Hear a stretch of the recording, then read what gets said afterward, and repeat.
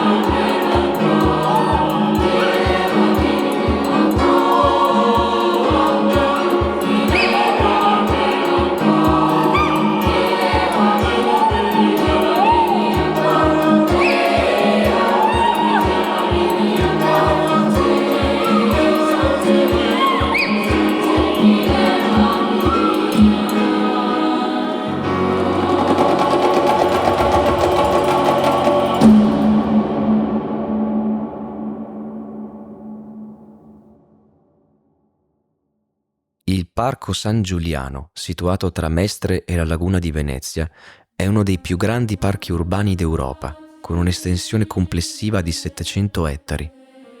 Un tempo area paludosa, è stato bonificato in seguito all'edificazione dell'area di Porto Marghera, inizialmente con materiali di scarto industriali e successivamente attraverso un ambizioso progetto di riqualificazione ambientale. Il concorso internazionale Un parco per San Giuliano, indetto nel 1990 dal Comune di Venezia, ha portato alla realizzazione del parco su progetto dell'architetto Antonio Di Mambro. I lavori, iniziati negli anni 90, hanno visto l'apertura ufficiale nel 2004. Ad oggi il parco ha conosciuto un'estensione dell'area di partenza di 74 ettari, offrendo spazi verdi, percorsi ciclabili e pedonali, aree attrezzate per lo sport e il tempo libero. Punto d'incontro tra terraferma e laguna, il Parco San Giuliano rappresenta un'importante opera di riconversione urbana. Il Parco delle Cascate di Molina, parte del Parco regionale dei Monti Lessini, si estende per 80.000 metri quadri tra la Valle di Molina, la Val Cesara e il Vaio delle Scalucce. Accessibile solo a piedi attraverso il borgo medievale, il parco offre un paesaggio carsico unico, modellato da millenni di erosione delle rocce calcaree. L'acqua, grazie a strati impermeabili di argilla, ha creato cascate spettacolari, sorgenti e formazioni come marmitte e nicchie d'erosione. Boschi, prati e speroni rocciosi ospitano una fauna ricca: caprioli, volpi, rapaci come il falco pellegrino e specie protette come l'ululone del ventre giallo.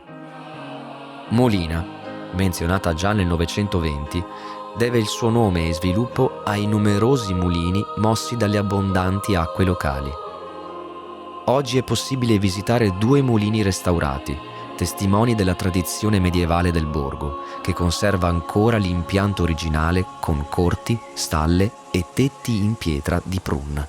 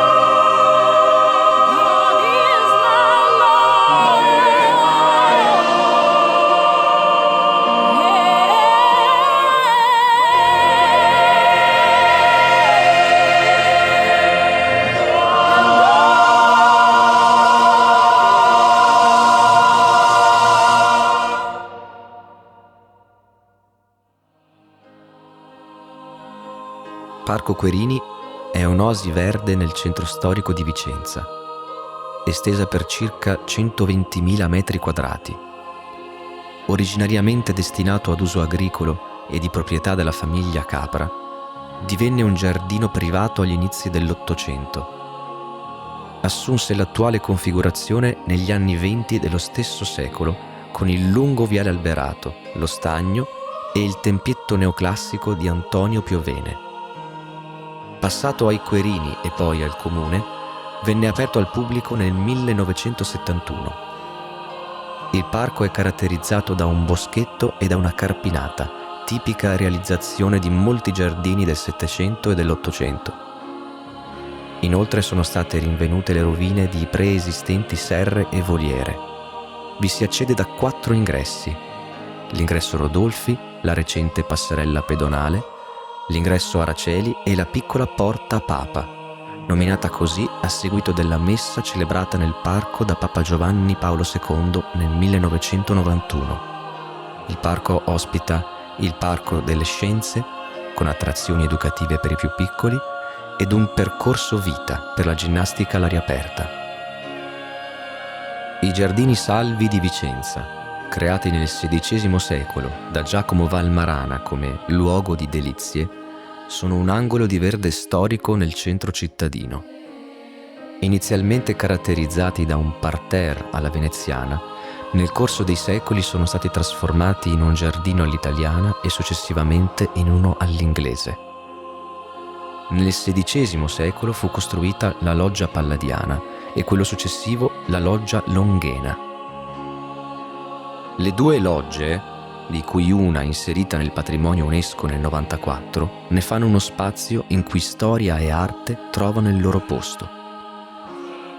Dopo il passaggio alla famiglia Salvi nel 1813, il giardino subì diverse modifiche, inclusa la costruzione di una serra calda e l'abbattimento del muro di cinta che venne sostituito da una cancellata in ferro, rendendo il parco visibile dall'esterno. Il giardino ospita 18 statue di illustri vicentini, una fontana detta ad asfalto e diverse essenze arboree. Acquisito dal Comune di Vicenza, fu aperto al pubblico nel 1907.